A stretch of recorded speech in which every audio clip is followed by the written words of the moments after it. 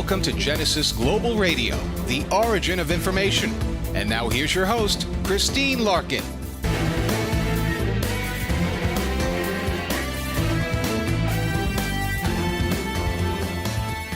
Hello, and thank you for tuning in to Genesis Global Radio, the origin of information. I'm your host, Christine Larkin. On today's segment, we'll be speaking with international trade expert Germain Denis. His trade experience spans over some 40 years. He is a former head of the International Grains Council, an international organization based in London, England. For about 10 years, he was concerned with the monitoring and transparency of world food and feed grain markets and the food security needs of developing countries. Before that, Mr. Denis was a Canadian official concerned with trade negotiations and economic policy matters, including the trade agreements establishing the World Trade Organization and the Canada-USA Free Trade Agreement. I'd like to welcome back Germain Denis. Mr. Denis, thank you for joining me again today. How are you? It's my pleasure. Thank you. I'm glad to be with you today again. Same here. Always very insightful and interesting on a very global perspective. Today, only a small proportion of the population in developed countries remain employed in agriculture, which is our topic, our focus. In spite of that, how do you explain that agricultural trade matters seem to continue to capture so much attention in international negotiations? Christine, this is an intriguing question, but it's one of those fundamental aspects of modern life, including internationally. The simple answer to that is that there is an ever-expanding and more prosperous world population that needs to be fed with quality food and food protein products. And a well-functioning agricultural world market makes an essential contribution to achieving world food security. In our modern societies, we hear about industrialization, urbanization, development of services industries, but agriculture remains an essential human activity. The more complex answer to your question is to be found in the existence of different agricultural resource endowments in different regions and parts of the world, and the politics of agriculture in many countries. There are some big food and animal feed producers and exporters in the world. We're more familiar, I suppose, with countries in North America and Brazil, Argentina, Europe, Australia. But there are also big food and animal feed producers and exporters which in the world that are also food deficit regions. And there, to understand the situation simply, is there are many countries where basically we don't hear too much about because this is part of their normal commercial operations on world markets. And I think here of, for example, in Northeast Asia, you have countries like Japan and South Korea who are large commercial importers of agricultural products. But there are also countries where farm politics remain extremely sensitive. For example, rice continues to be a matter of national food security and even part of cultural identity in these countries. Looking at other countries that we perhaps hear more frequently about, OPEC countries, the petroleum exporters, or the Arab world, where bread and water are often matters of life and death, and that's because of their own resource constraints imposed by water shortages and soil salinity, and we know they live in parts of the world that need to access world markets for their own needs, and they are very large traders. In a country like China, where we tend to look at the big country and now the second largest economy in the world, and traditional civilization in China used to be known as the wheat civilization in the north and the rice civilization in the south. And China itself is a big producer of agriculture, and it's even an exporter of significance. But as China prospers and become more urbanized, pressure on its farmlands inevitably creates huge market prospect for agricultural and food products from the rest of the world. And perhaps the best example of that is the huge flow of soya beans, for example, from United States, Brazil, and China, and meat products going to Brazil, Argentina, and meat products going to China. Mm-hmm. A country like India, where, again, at the moment, you still have 2/3 of the huge population there living in farm communities, and they've made great strides in achieving better food security. But this is also generating great environmental stresses, including on its water resources and pollutions and so on. But itself, India itself is nevertheless a large exporter of big tropical commodity items, sugar and specialty food items, and as that economy becomes an engine of growth globally, obviously they will have more requirements in parts of. Let me ask this question. When you say more requirements, who's putting the demands on those countries for that? Well, it's basically the big trading partners, and obviously you have United States, you have Europe, you have Canada, you have Australia, you have Brazil, and you have Argentina. Not everybody has the same priorities, but obviously you look at this kind of a matrix in international trade, and because the trade rules, the rules of the road, as it's called, are the same for everybody. Obviously, it comes a point when countries have to look at it as a matter of where they have common interest and divergent interest, and when they sit down at the negotiating tables, they have to reach for some reasonable, solutions. And in the field of agriculture internationally, basically it's a matter of having fair and balanced obligations and commitments and opportunities for different countries. So some of that can be pursued individually, but by and large, agriculture is so intricate, so complex that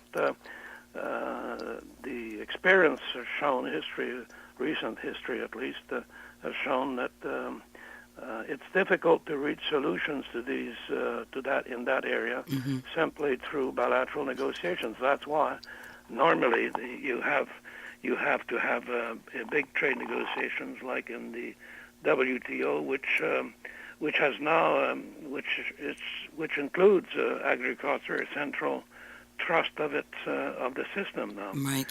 So would you say that these countries, China and India, in their current state, are they prepared to substantially improve access to their markets for foreign suppliers, or that is still a work in progress? Well, I think it's work in progress, but their own requirements will inevitably continue to increase. It's not whether or not they will want to be nice to their foreign partners. It's simply that when they look at their global interest and the world market. In other words, when it comes to feeding a big population, and they have 2/5 of the world population almost in that part of the world, the world market is part of the solution. It's not a threat. It's right. When you have a problem like a drought, you simply have a better chance of having the food that you need if you can look around and purchase from wherever it's available. Exactly. And that's why the big world is a place where people can be made more comfortable and have more opportunities to be fed. And it's interesting that we talk about agriculture from that point of view, because it's one thing to talk about all the challenges of globalization and urbanization trends and so on.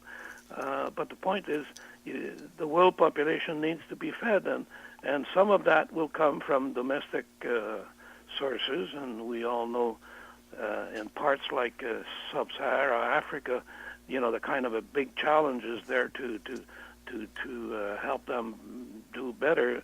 And food aid in many countries remains essential, but food aid itself is when it's needed, normally comes from the big commercial exporters of cereals, and that's why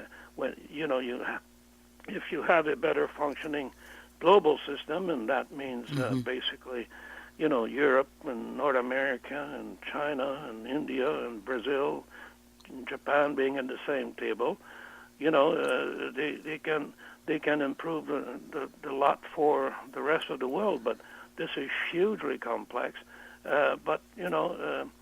Otherwise, people talk about it but don't do anything. Well, the complexity, does it come in the logistics as well? Because let's face it, some of these underdeveloped countries, the access can be a problem. Tell us a little bit about that. Well, obviously, I'm not very current on the way some of the measures that they may have at the border there. But basically, you're right. There's been great progress and great improvement in the logistics of trade and food, and you just think about the transportation and nowadays it's hard to think the days when even the farmers were isolated on their in their fields. Nowadays they have better, more sophisticated electronic equipment than anybody else, because they can see what's going on in the world market, and that helps them to decide what to seed and what not. And but the point when it comes to access, you've got to have countries sitting at the table, and believe me, farmers around the world are all the same. They just look over each other's shoulders and want to make sure that they have the same benefits from public policies that their competitors. We'll leave it at that. We're out of time for this segment, and I'd like to thank you once again, Germain Denis. Thank you for giving me the opportunity again today. Thank you. For upcoming segments, log on to www.genesisglobalmedia.com and keep your finger on the pulse of the hottest brands on the planet.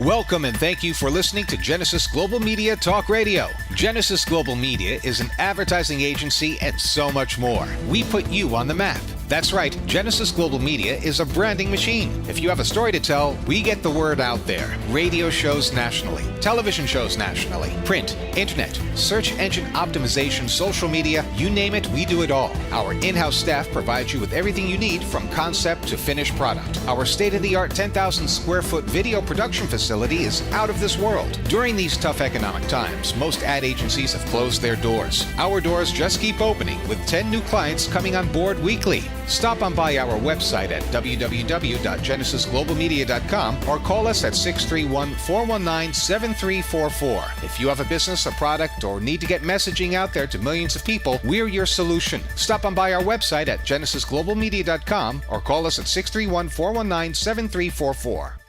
Are you looking for employment and live in Los Angeles, Orange, Riverside, and San Bernardino counties? Jobs Annex is the place for you. Are you an employer looking to fill a position or quite a few positions in Los Angeles, Orange, Riverside, and San Bernardino counties? Jobs Annex is for you. Employers, JobsAnnex.com is your resource for career-minded people. JobsAnnex.com is the convenient place for job seekers and employers to hook up and move forward. Jobs Annex has been serving Los Angeles, Orange, Riverside, and San Bernardino counties for over 14 years. Jobs Annex is a former employment search firm. We've evaluated many thousands of resumes, and we understand what employers want and what job applicants need to be successful in their interviews. At Jobs Annex, we provide you with the tools to tell your story for free. Our resources at JobsAnnex.com will help each applicant construct an award-winning resume, an eye-catching cover letter, and key interview questions to ask in various types of interviews. Best of all, it's free. JobsAnnex.com. That's JobsAnnex.com. Welcome to Genesis Global Radio, the origin of information. And now here's your host, Christine Larkin.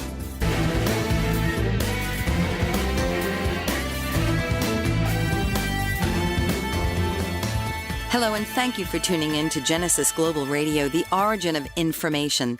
I'm your host, Christine Larkin. On today's segment, we'll be speaking again with international trade expert Germain Denis. His trade experience spans over some 40 years, and he's the former head of the International Grains Council, an independent organization based in London, England.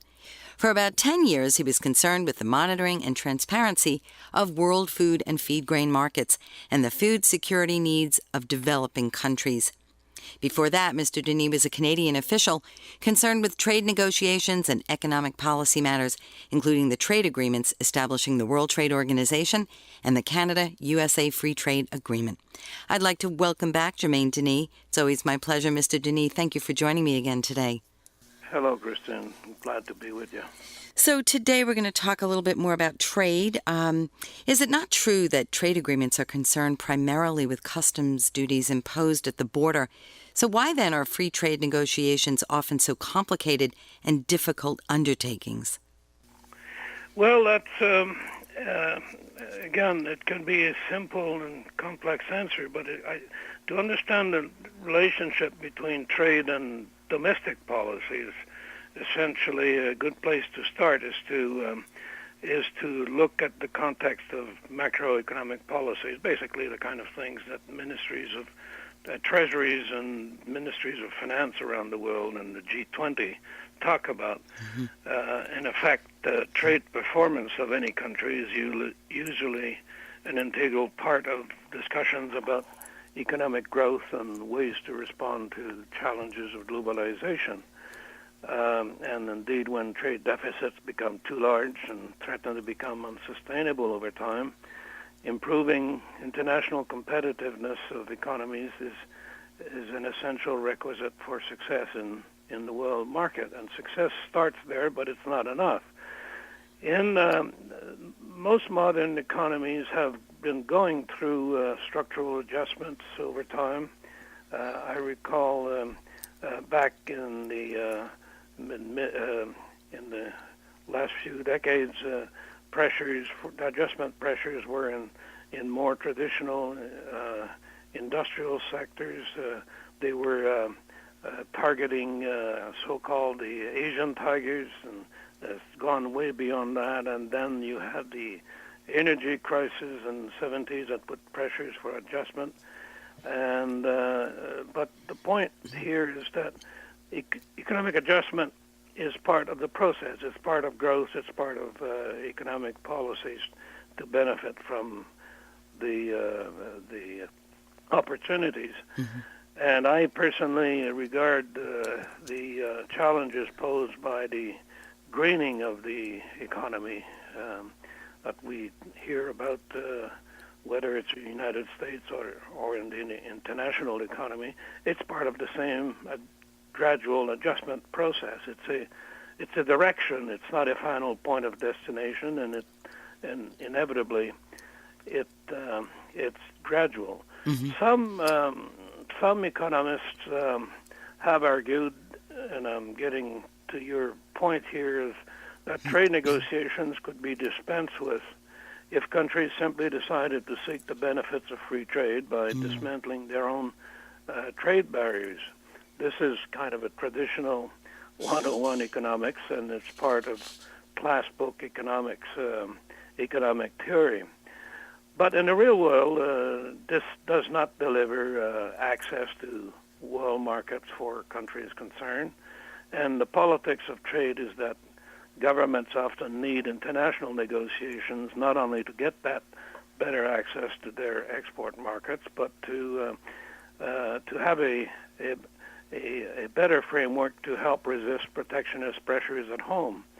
And indeed, some analysts still tend to look at trade negotiation as something limited to border measures, such as customs duties and customs procedures. That's still part of the picture, but the reality of the world has gone way beyond that. Now, for about 40 years, the trade negotiations have been dealing with the impact of any domestic measure on trade.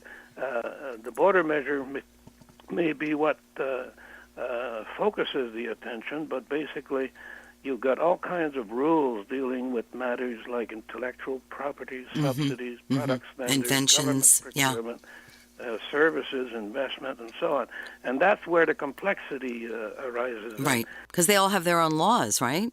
That they have their own laws and they have their own interest groups around. And but interestingly, it all comes down to a few simple principles to understand. It's not discriminating between the producers and the traders. At least to have rules that moves as far as possible down that road, and having as much transparency in the management of these rules and regulations and programs as possible. So, the notion of transparency is essential feature of the world trade community. Well, wouldn't it be fair to say that everybody would benefit if there was more transparency? I mean, why are we still... Oh, you bet. Yeah. Absolutely. And even domestic producers themselves, they want to know how their competitors are treated and whether everybody is basically entitled. Doesn't mean that they get exactly the same thing at the end of the day. Right. But the border plays a very significant role here, though. So. Oh, well, of course. You see, some of the extreme comments that one can hear about trade is that trade is just a border issue, because it's the traditional customs duty that is well known and visible and so on. But then the other extreme comment is then say that the world economy or globalization has made the world borderless. Well, both of that is unsustainable. It's not. This is part of. It's partly true, but only half the truth, half the reality. Well, the truth is that we're growing as a global market. I mean, there's really no stopping that. So, would you say that we're still sort of in the infant stages of border negotiation? Oh, I'm sure it is, because basically you have a wealth of information and experience in some of the more advanced countries. But basically now, when you talk about international trade, international negotiations, you talk about the rest of the world that's at the table. That Asia and Africa and Middle East and Russia. I mean, they all part there. They all parties to they are all invited to the party, and that's a huge new process. But at the same time, it makes the potential benefits even bigger. Yeah. And yes, it is. After all, it's been only about 6 decades that the world has really moved down the road of trade disciplines.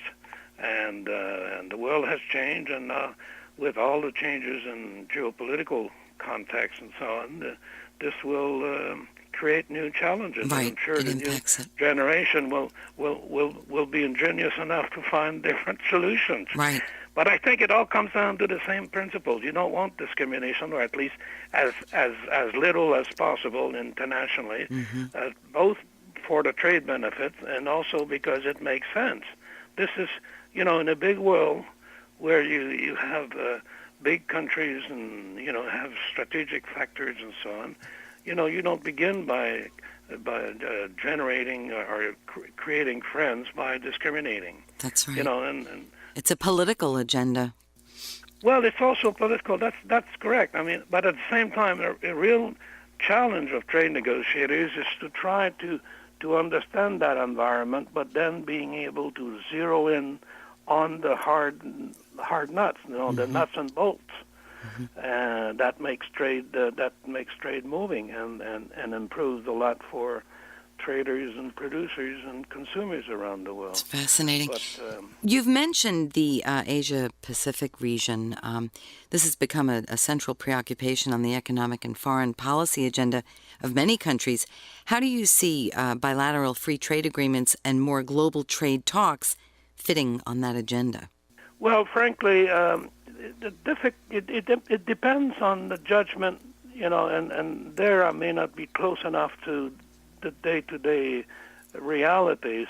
Is non-discrimination works if all the big countries are prepared to move forward together, and when this is not the case, well, countries tend to fall back on bilateral initiatives. That if they can't get the big prize, then at least they'll try to get a smaller one, individually, bilaterally.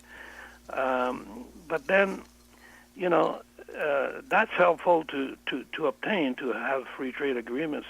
But you have to bear in mind that whenever you have a bilateral free trade agreement, you have to have rules of origins and all kinds of administrative controls.